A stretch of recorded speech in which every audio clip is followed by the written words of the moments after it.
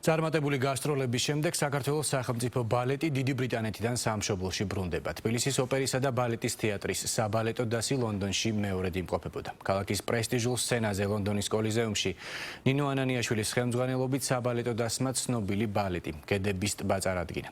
12-ვე წარმოდგენამ სრული ანშლაგით ჩაიარა და ბრიტანელი აუდიტორიის განსაკუთრებული მოწონება დაიმსახურა. პარალელურად მოეწყო გამოფენაც, რომელიც გედების ტბის დადგმის ქართულ ისტორიას ასახავდა.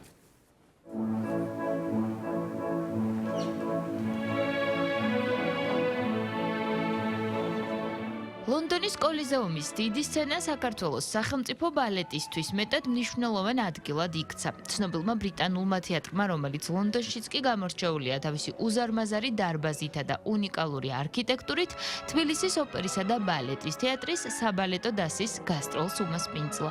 დასმა ნინო ანანიაშვილის ხელმძღვანელობით პეტრე ჩაიკოვსკის ცნობილი ბალეტის გედების ტბის ახალი ქორეოგრაფიული ვერსია სრული ანშლაგით 12 ჯერ წარადგინა.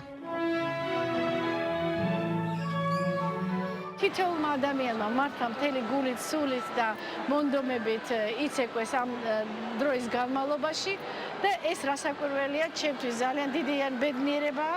ეს არის ჩვენი საქართველოს სახელის გატანა ფარგლებს გარეთ და ესეთი დიდი აპლოდისმენტები, რაც ჩვენ ამ სპექტაკლების განმავლობაში მივიღეთ, არის დაუვიწყარი. უდიდესი მნიშვნელობის პროექტია, რადგან კიდევ ერთხელ წარმოაჩენს ქართული ბალეტის უმაღლეს დონეს საერთაშორისო ასპარეზზე. ძალიან ბედნიერი ვარ, რომ ამ უდიდესი კულტურული მოვლენის ნაწილი გახლავართ. საბალეტო დასი ლონდონის ერთ-ერთ ყველაზე პრესტიჟულ, მასშტაბურ და ისტორიულ სცენაზე ლონდონის კოლიზეუმში გასტროლზე უკვე მეორედ იმყოფებოდა. პირველად მოწვევა 2024 წლის ზაფხულში მიიღეს და ერთ-ერთ ყველაზე კრიტიკულ აუდიტორიას მაშინაც გედების ტბა წარუდგინეს. ამჯერად გამოფენის თანხლებით. ფოტოგამოფენა სათაურით ბალეტ გედების ტბის დადგმის ისტორია თბილისის ოპერისა და ბალეტის თეატრში პეტრე ჩაიკოვსკის ლეგენდარული ბალეტის სხვადასხვა პერიოდის დადგმების ამსახველ უნიკალურ ისტორიულ ფოტომასალას აერთიანებდა. აქ არის წარდგენილი ფოტოები, თუ რამდენჯერ დაიდგა გედების ტბა თბილისის ოპერისა და ბალეტის სცენაზე, სხვადასხვა შემსრულებლებით, რასაკვირველია ვახტანგ ჭაბუკიანით და სხვადასხვა პერიოდში დადგმული ფოტოები ნახეს დღეს ჩვენმა მაყურებელმა.